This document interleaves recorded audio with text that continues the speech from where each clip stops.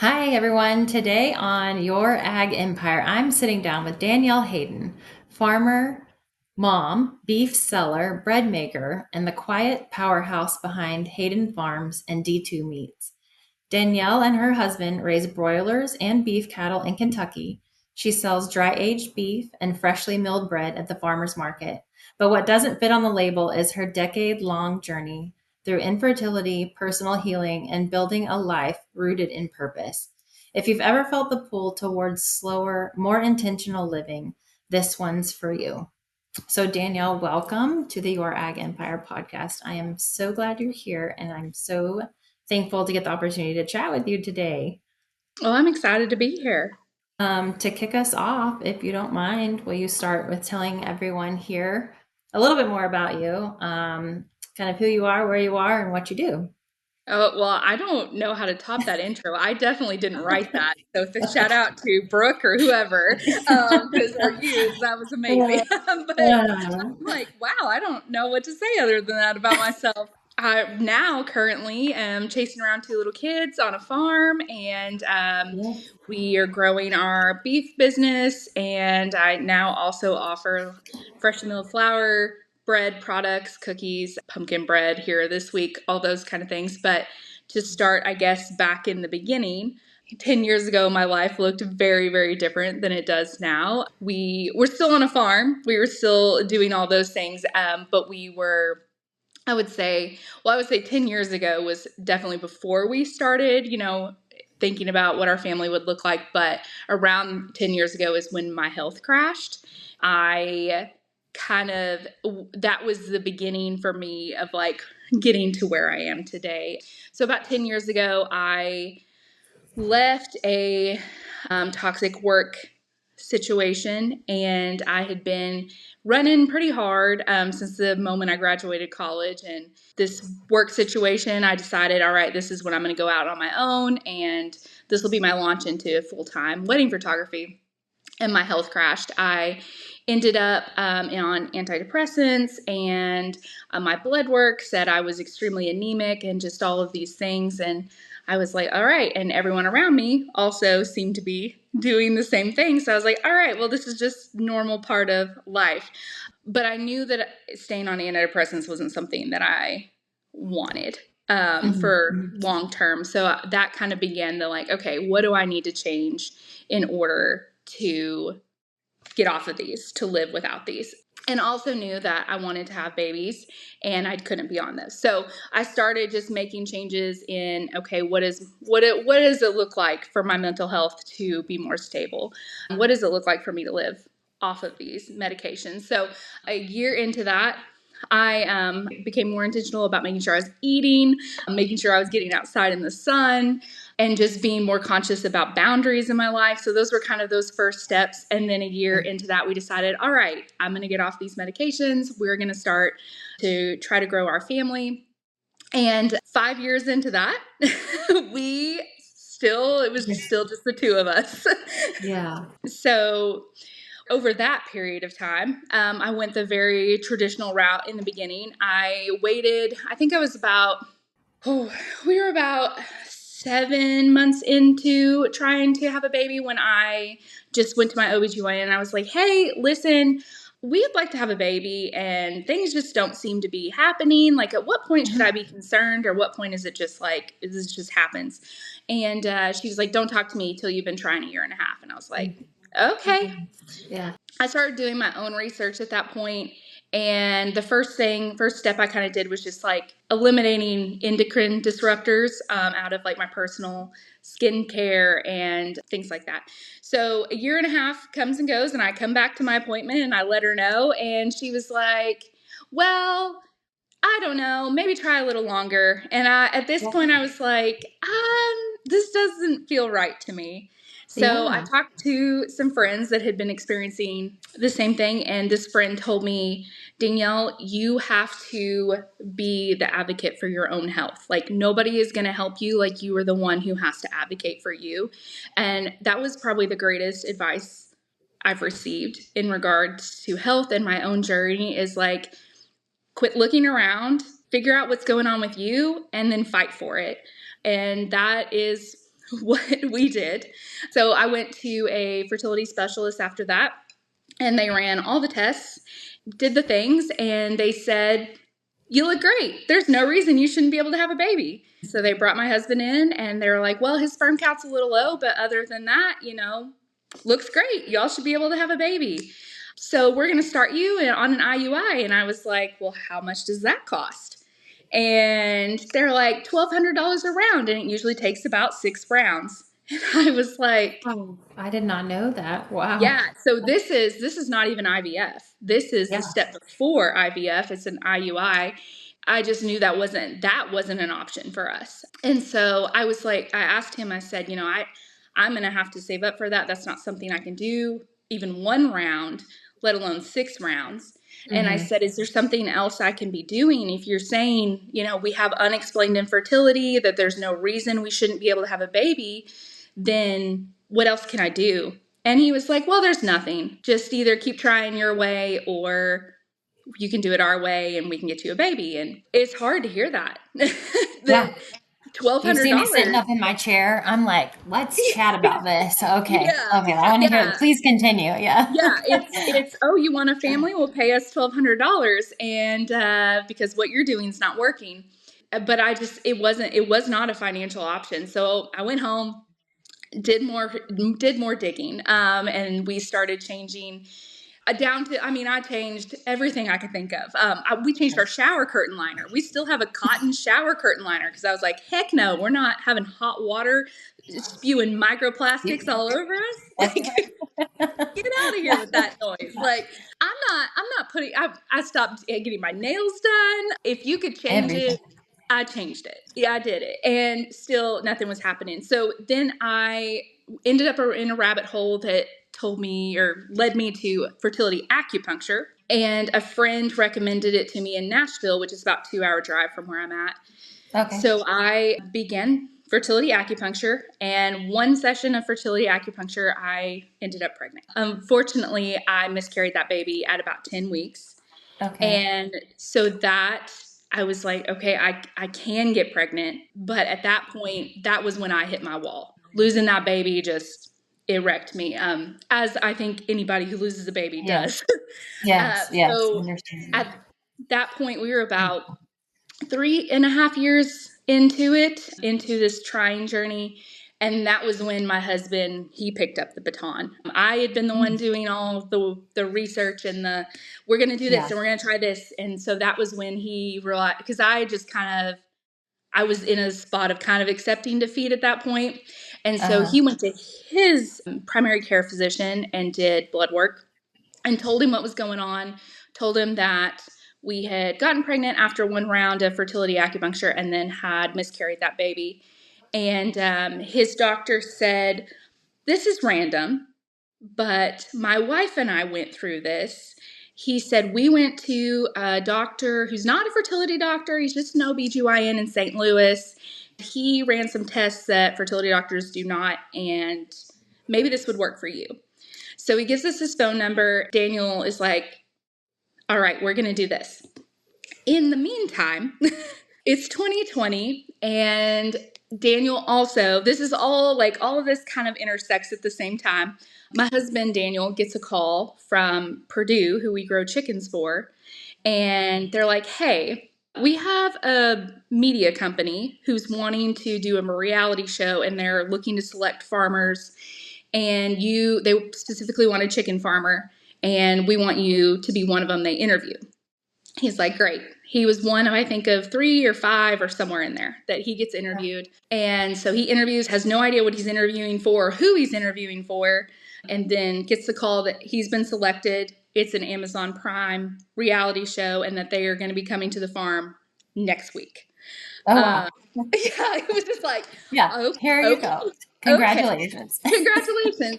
We knew nothing. We didn't Uh-huh. know what the show was called, what it was about. We knew nothing about it. And so a television crew comes out and follows us for a week, and just kind of like going through the day to day. We just knew that there was something coming at the end of the week, but we didn't really know Yeah. what. So they let us know the premise of the show is just to follow, like, oh gosh, what was it called? Like essential workers or whatever. people who had to still be out and about during the pandemic. At the end of the week, we get a call. It's Brad Paisley on the spoiler. If you haven't seen this thing, it's Brad Paisley on the phone, and he tells us that Amazon Prime is going to be paying for our fertility treatment. So they had talked about during the thing, like, that we couldn't continue the farm as farmers do because we had been struggling with infertility for quite a few years.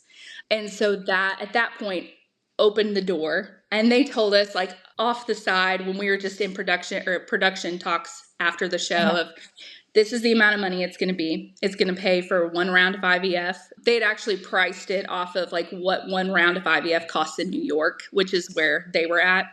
Uh-huh. And they're like, we're going to send you the money for this. However, we know that, because at this point, like, I was undecided if IVF was something I would ever consider. I was okay with an IUI, but IVF was one I didn't know if I was willing to go there, or if our family would look different than that, than what I Mhm. had originally imagined. So yeah, they were like, here it is. Do with it what you want, though. You know, if you want to use it for this, great. But this Yeah. money is just to use for your family. So at the same time, Daniel gets the number and this Uh-huh. email from his primary care. And he was like, he wants us to go here. He wants us Uh-huh. to check this out. And Yeah. I had simultaneously been sitting on this because I had already knocked on the fertility, you know, I'd already been the fertility route, and I knew we couldn't afford that. And there Uh-huh. was this route, and I was like, are we going to go to St. Louis? And this is just also going to be something we can't afford. And then this happened. So it gave me the courage, gave us the courage. We made the call.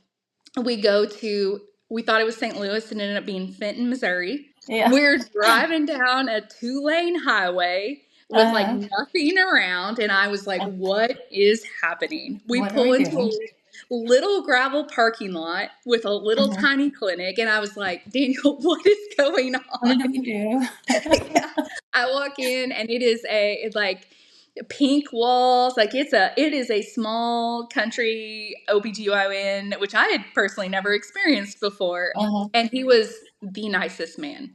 And he told me that him and his wife they had 8 children, but they had gone through a series of like 4 or 5 miscarriages somewhere in there, and it had just wrecked him. And so Uh-huh. he started researching and deep diving, like, why was this happen? Why do sometimes women just have a hard time retaining pregnancies? And that was when he discovered MTHFR. He like dedicated a lot of just on his own research to it. And that was what he decided to test me for. And my test results came back, and I had 2 copies of MTHFR. And he was like, this is great news because you have a very inexpensive fix to your Six. fertility Yeah. issues. Danielle, can you tell for our listeners that don't know what that is? Like I have a healthcare background and obviously you went through it, so I know and you know, but can you Yeah. explain to the folks listening what that means? So MTHFR is a like methylating gene mutation. So your body just does not process synthetic vitamins, which are in a lot of our foods. There's 4 different copies of it, and each one of those copies do different things. Some of them are blood clotting issues. Some of them are like a mental health. Autism is highly linked with MTHFR, and I can't think of the 4th one off the top of my head. But it's like, I don't know, you might know this stat better than me, but it's like over 40% of the population has Yeah, some type of copy some of, type of gene mutation on the MTHFR. Yeah, yeah, like, it's fairly significant. Hmm. it's fairly significant and it's fairly common. And then when you look into what it does and how it presents itself, you're like, oh my gosh, of course it does. Like, no wonder you're seeing all these issues around. Yeah. When I like looked into it, like, I had a history of mental health.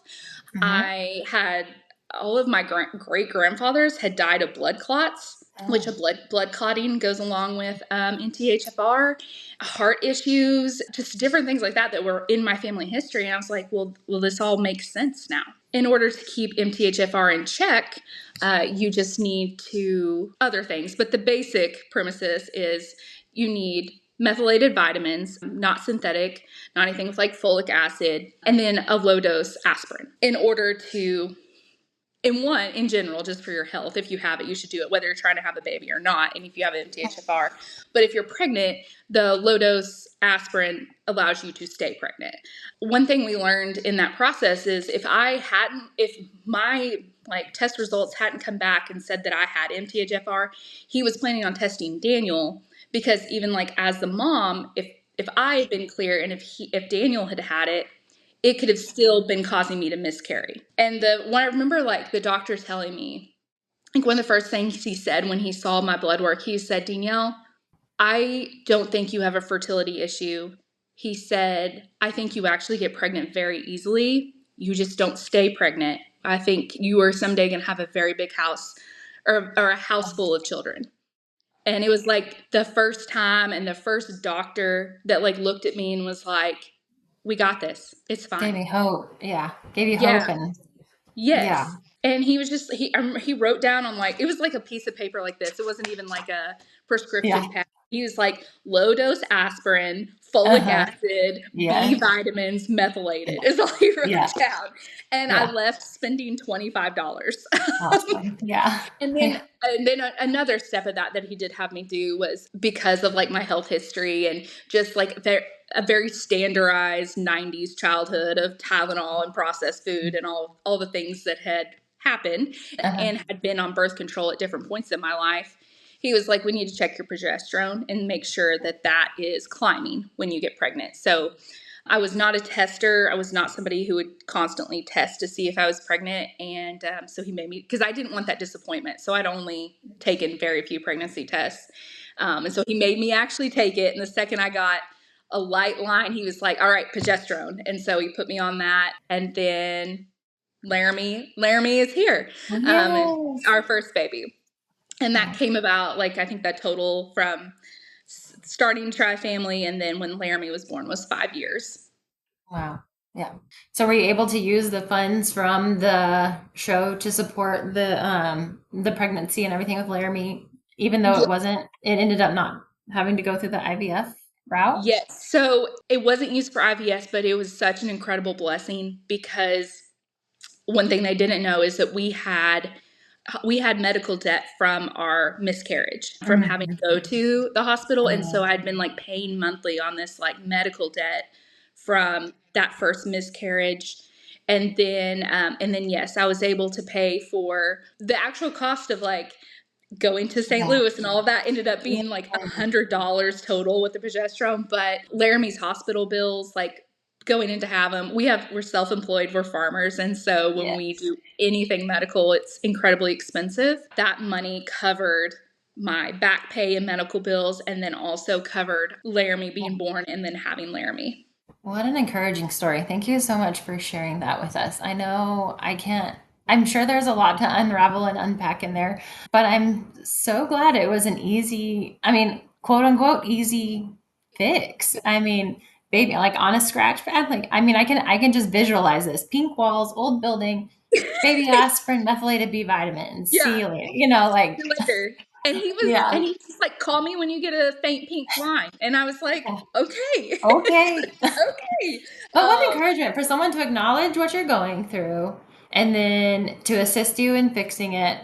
And like with such faith that it's like, this is it. This is what you need. Call me when you get that paint line, like what an encouragement to leave there with. He made me so passionate on, and it's like such a fine line if you see people, I mean, because so many people struggle with infertility, and I just want to like yell from the Hmm. rooftops, like, if someone is saying you have unexplained infertility, there is something going on. Fertility is such a signal of your health. And so if you're not able to get pregnant, there is something going on in you or your partner's health that needs to be addressed. And we are so fortunate that ours was discovered. And I really feel like when I zoom out and see it from the bigger picture, I really just feel so blessed. And this is such a weird statement to say, but I feel like my journey with infertility saved my life.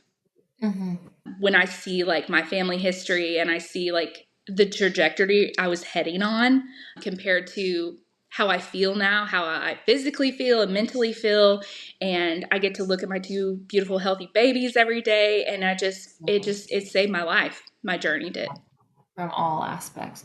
Well, my next question for you was going to be, what does it mean to take radical responsibility for your health? I feel like you kind of unraveled that, but I guess if you had, I don't know, one like a piece of advice to like, I don't know, grab the bull by the horns or whatever, you would like to say there, like what do you think it means to take radical responsibility for your health and the care of you? Yeah. So, I mean, I did touch on like the biggest advice that was given to me. And I would say that for anybody is like, you are responsible. Ultimately, you are responsible for your health. Doctors are there to assist you, but you are the one who decides like how this is going to go.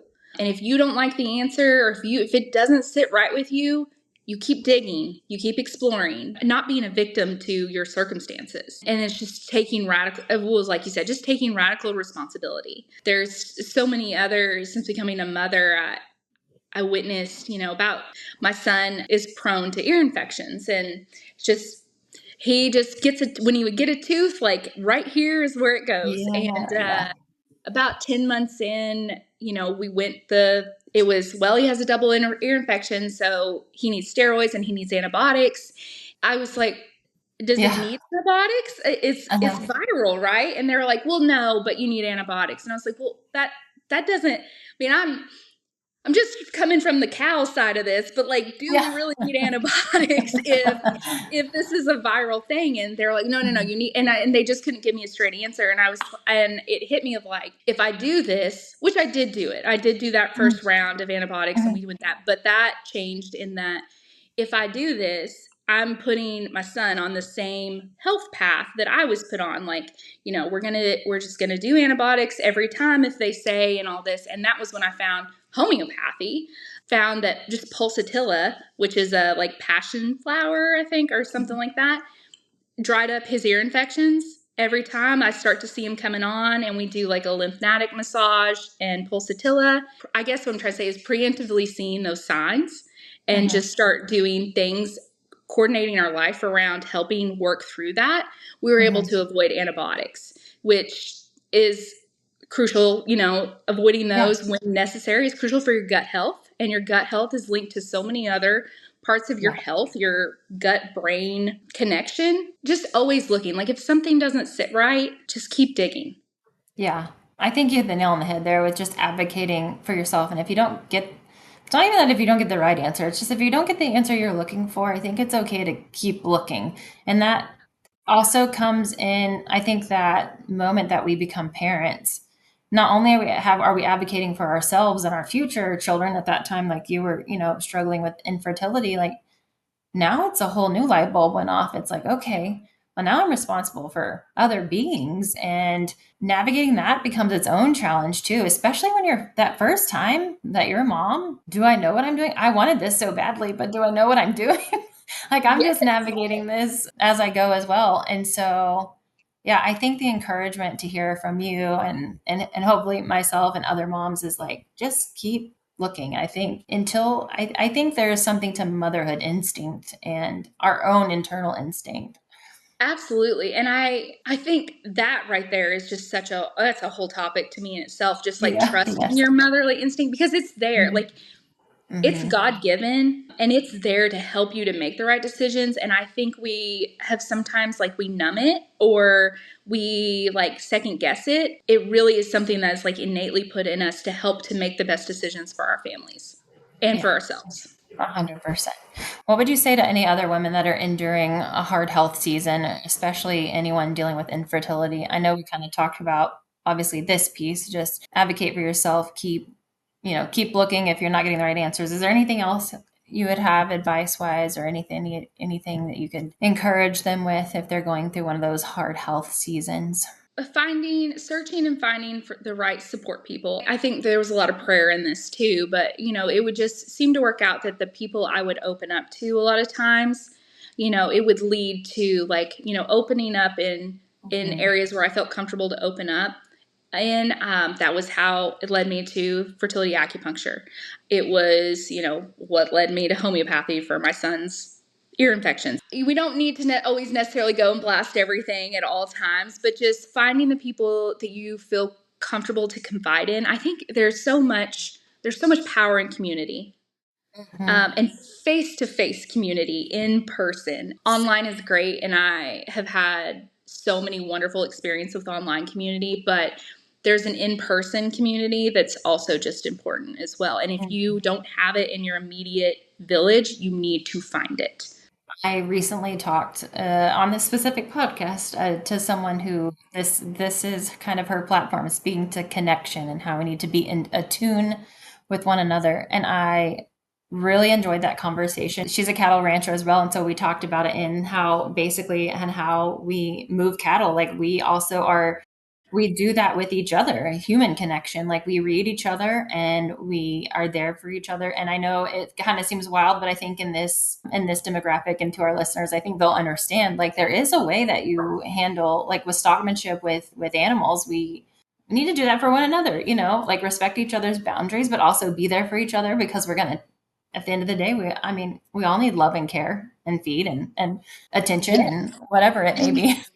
I don't know if this necessarily goes along with this, but I Mhm. also feel like it does. But like I personally have learned so much on how to care and show up for others, and Mhm. how people have cared and shown up for me in difficult and Mhm. hard Yes. seasons. In that during that miscarriage, recovering from a C-section after my firstborn, just in different seasons, the way people have loved on me, I'm like, okay, that's it. That's how I Yeah. need to. That's how I want to return.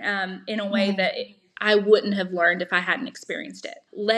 I think that's when you're going through a hard health thing, is just letting people in and letting people love you. Mhm. And I think probably goes along with that is accepting the help and being okay with it. Like, one, asking for it, and two, accepting it. I think those are really hard for us sometimes, Yeah. especially as women and women who work in this industry. Like, There is a level, I mean, there's the pride aspect, and then there's the vulnerability aspect that comes right. into like letting people love you in such a hard season. I guess, can we move into just a little bit? Let's talk a little bit about homemaking and entrepreneurship. I know we talked about in the beginning, fresh, it sounds like quite the baker, fresh milled flour, and then you're selling things at market. What are you currently selling at market, and how has your community responded? We sell our beef, which, yes, we sell that. And then the fresh milled flour actually was born out of the whole infertility journey with Yes. MTHFR as well. My parents are actually the first ones that were started milling and got me turned on to it as well. They're the ones that purchased my mill for me for Christmas a couple years ago. A couple things led to the bread. We were doing beef, but when I was pregnant with my daughter, I developed a gluten allergy. I was totally fine, got pregnant, suddenly couldn't have bread, wheat.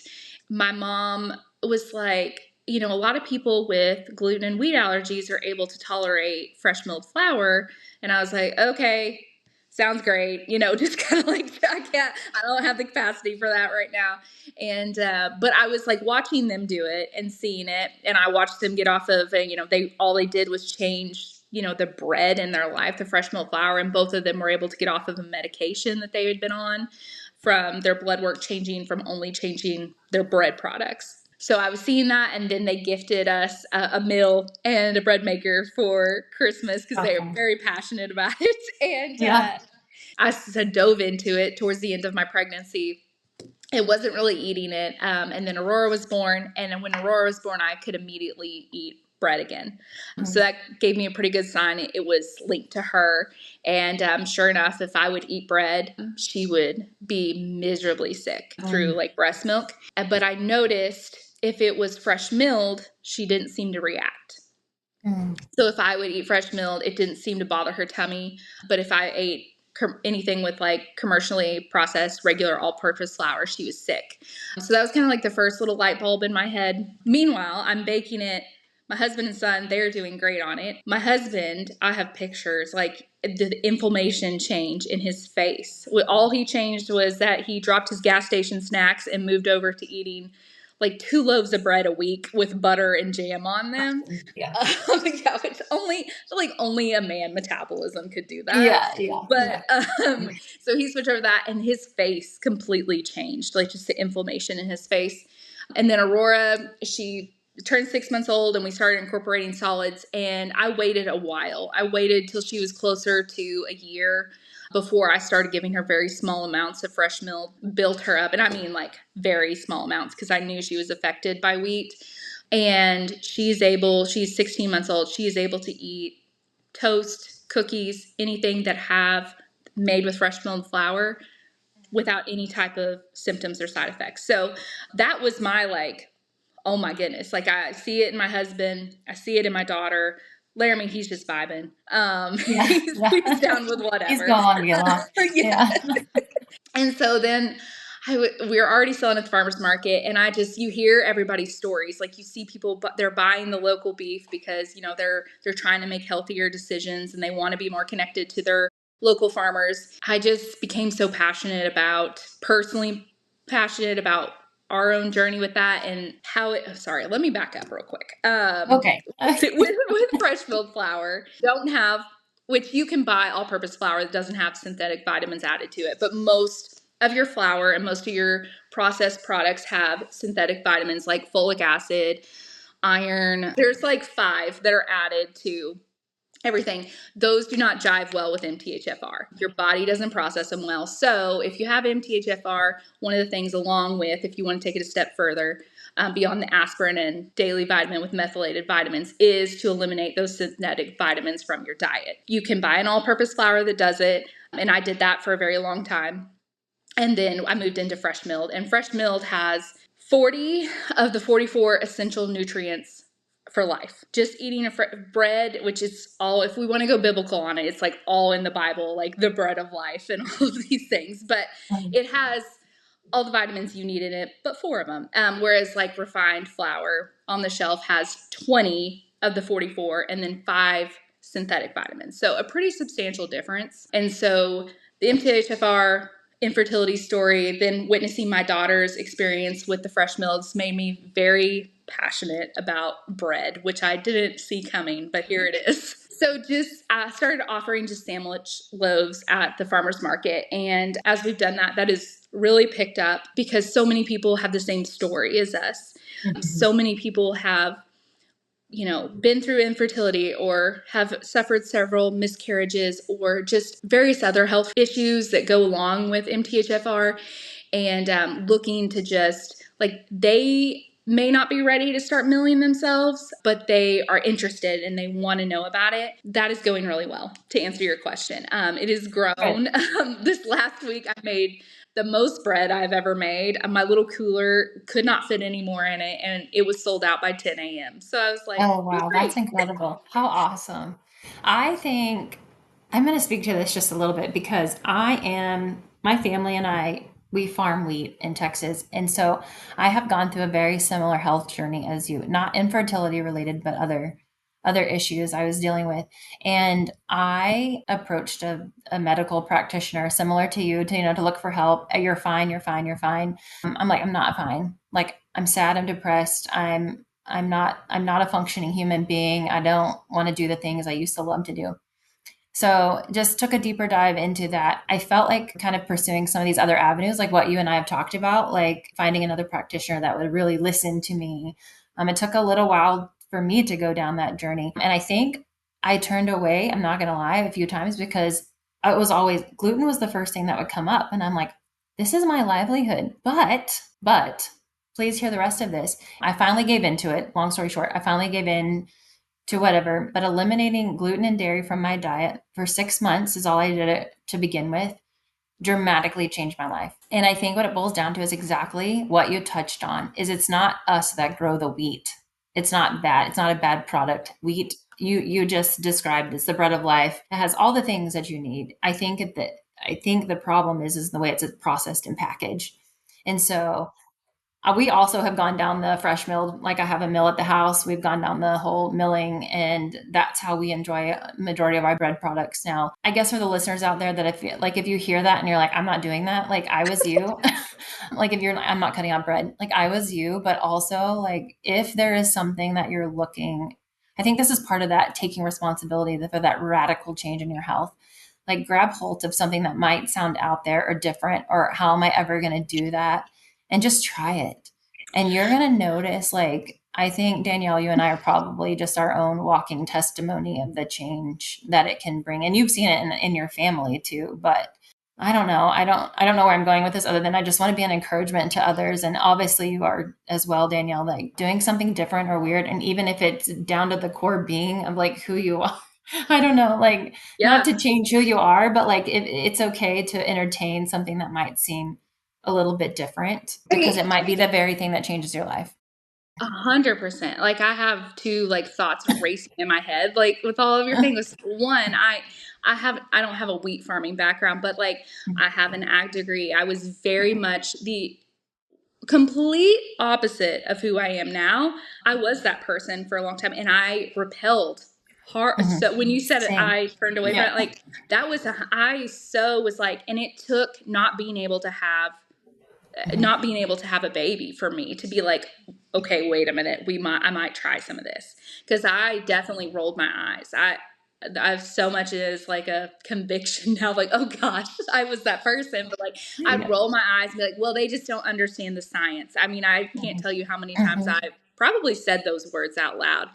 And it's been humbling in a really great way to understand that we can hold two truths in our hands at Mhm. the same, we have two hands, Mhm. we can hold two truths here. We can believe all the things that we knew, like or taught, Mhm. and also there can be another way as well. They can Right. be, it can work, the traditional route can work perfectly for some people and not for others. There's been so much humility in my journey. Yeah. I think I just wanted to, I don't know, just pull out and point to and attest to the fact that, yeah, it could be a total radical 180, but it could be the very thing that Yeah, makes the biggest difference. And sometimes I think if we can just shift our mindset just a little bit to entertain whatever it may be, like I didn't, for me, we struggled with ear infections in one of our children. For us, it was chiropractic work. And so it's like things I never entertained. Like, and I was a pharmacist by training. And so I went through a 4-year program of all the things and chemical compounds that you put in your body to alter. I mean, I have vastly changed the way I live and eat and breathe and move in the world compared to the training I received. But that doesn't mean I have a disregard for that. I have a different understanding. 100% it, not a disregard, an understand, like a, and that like describes it so beautifully. Also, one real quick thing I want to say is what you said, your family is a wheat farmer in Texas. That's one of the things I hear so much at the farmers market of, and I'm sure you've probably heard this too, of like, well, in Europe, they can eat bread and we can't here. And it's the way we Mhm. grow our wheat. And the wheat berries I use are 100% USA grown. I don't think it's about the wheat. I think it's about what we do to the wheat after, A that hundred our percent. bodies don't process it well. We just Yeah. need to go back to basics a little more. Yeah. And that's what we have really enjoyed about it is we grow our own wheat now. My husband brings it home, I mean, cleaned, and I just mill it. I mean, legit, like that's it. That's amazing. And everybody, I get that feedback a lot of like, I'd love to do that, but I just don't have the time. And I'm like, you dump it in the thing and you turn it And you on. just Like turn it on. it's Yeah. like, and 30 seconds later you have flour. It's like faster than It's grinding coffee beans. Like Yeah, it's yeah, not a hard thing. agreed. I know we didn't speak a whole lot into the beef business and D2 meats. Do you have anything to share there? I'd like to kind of just dig in real quick about how building a business that aligns with your values, not just profits, because I feel like probably meats, bread, everything I feel like has probably stemmed from or has grown through your health journey and how you show up in the world and how you sell your products to others. I don't know, would you just share with us how building your business that aligns with your values and how that's been impactful to you? Yeah. So I will be very honest, and I'm just now getting to the point of like back to the humility thing where I'm okay like saying this out loud. But D2 Meats really struggled for the first few years. It felt like pushing a boulder up a mountain, and I just did not understand it.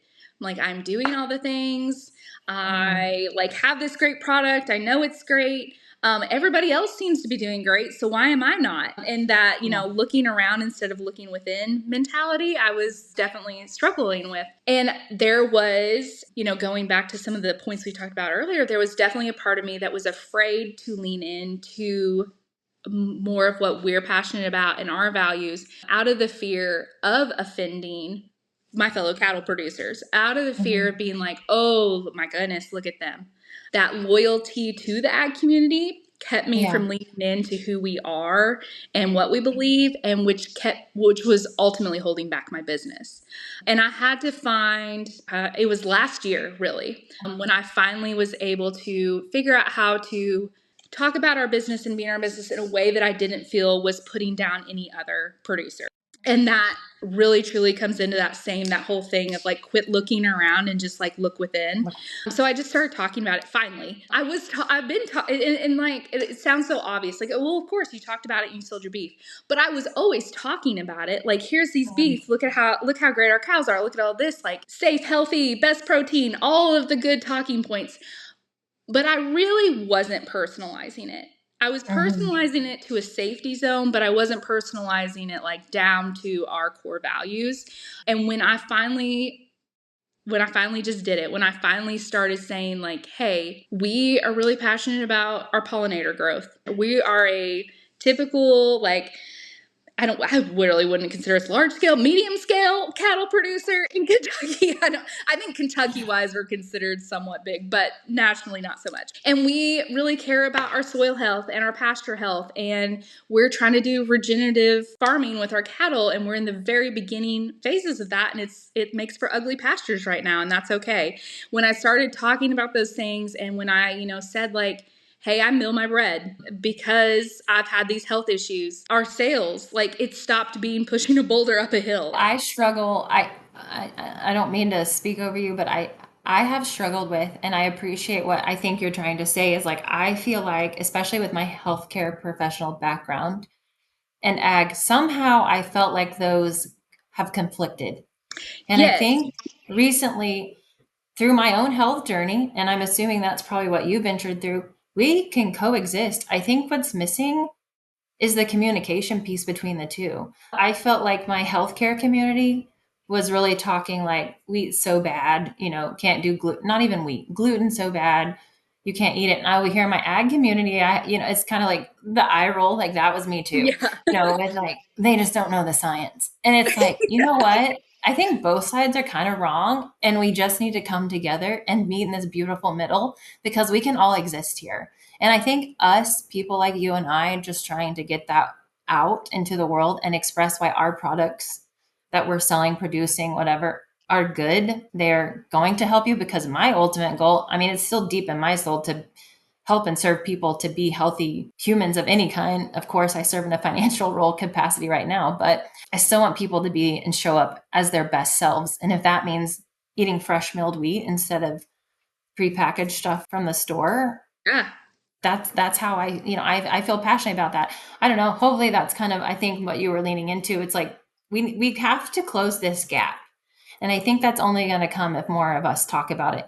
And I think that's leaning into these intentional alignment with our values and ourselves and what has helped us and being testimonies to the benefits that we've seen from it. I would also say another, like, the value that I picked up on that I wasn't leaning into, and why my business was struggling, was I was not leaning into the value of the local community. I was doing more of that. I say this like with the discernment of like, this is what works for me. What this other thing works better for someone else. And I was taking the big Yes. approach instead of the individualized. And individually, for me, I do better leaning into my local community instead of trying to push it out online constantly. When Mm-hmm. we started selling at our local farmers market, our business boomed. And I had rejected that idea for years leading up to it because I thought we would not be accepted as a conventionally,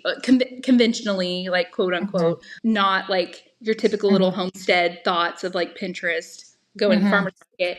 I thought that we would be rejected, and that couldn't have been further from the truth. We showed up to the farmer's market, and our community just like opened their arms so wide to us. Those things of like leaning into what was true for us and our core values, and shutting out the noise and shutting out all the things that I thought we should be, and leaning into our strength, which is local community. That was what changed our business and has went from just completely struggling trying to move beef to now our struggle is trying to keep enough stock, which is Mm. a wonderful and also like really frustrating growing pain to have. Yeah, yes, yes. I resonate with all of the things. But I don't know. I thank you so much for sharing all of this. I don't know, I think what stuck with me through this conversation today is just the resilience that you had going through the early stages of the infertility struggles to keep going and keep looking and ultimately finding out the solution for you, was honestly a simple one, right? Aspirin and methylated B vitamins. But whatever that looked, just to keep looking. And then how cool is it that you have taken that and like implemented it into life of your everyday now? Like it's a part of who you are, and D2 meats and Hayden Farms and everything that you are and exist. So what encouragement. Thank you so much for sharing with us today, Danielle. Before we leave though, I know we haven't talked a whole lot about all the places that people can connect with you. So can you talk or tell everyone here where they can connect with you and where they can find you? Hayden Farms on Facebook. There's a few Hayden Farms. We're the Kentucky one. So I'm Hayden Farms on Facebook, and we just share some farm life stuff. A lot of farmers market right now, and my two very cute kids running around. And then I'm Hey Danny B, HAYDANIB on Instagram, and that's probably where I'm the most myself, and that's where I'm going to talk about flour and infertility and those type of things. If I'm going to talk about it, is going to be on my Instagram. Well, thank you so much for joining us today, Danny. I really appreciate everything that you shared with us. I guess if you have anything here at the end, what encouragement do you have for someone feeling stuck or stretched too thin? Anything to leave them here at the end with? One thing that's been true for me is that if you are willing to allow it, your valleys can be your mountaintops. I really firmly believe, and I'll stand by it every day, that infertility saved my life. Infertility turned into such a beautiful thing for me, and it was one of my lowest valleys has become my mountaintop, and I think that can be true for most situations. We just have to be willing and open to let them be that. I love it. Well, if this episode made you breathe a little deeper or think a little differently, share it with someone else who's doing the hard, beautiful work of building a life that actually fits. Press subscribe wherever you're streaming, and we'll see you next time on Your Ag Empire.